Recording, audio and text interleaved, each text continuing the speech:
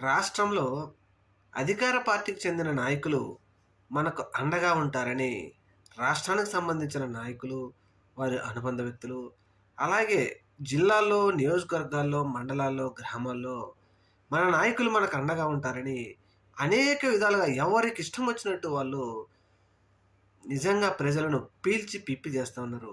ముఖ్యంగా ఉపాధి హామీ పథకం మనందరికీ తెలిసిందే.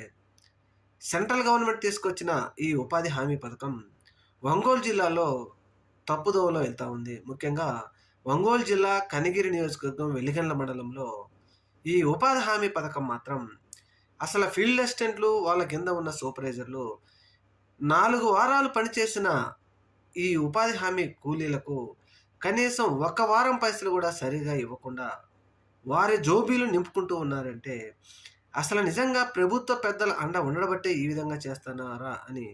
అయితే ఈ ఉపాధి హామీ కూలీలందరూ ఎదురు తిరగడంతో తర్వాత వచ్చే రోజుల్లో మళ్ళీ మీ డబ్బులు మీకు ఇస్తామని చెప్పినట్టుగా ఒక సమాచారం. ఏది ఏమైనా ఉపాధి హామీ కూలీల నోట్లో మట్టి కొడుతున్న ఈ కూటమి కార్యకర్తలు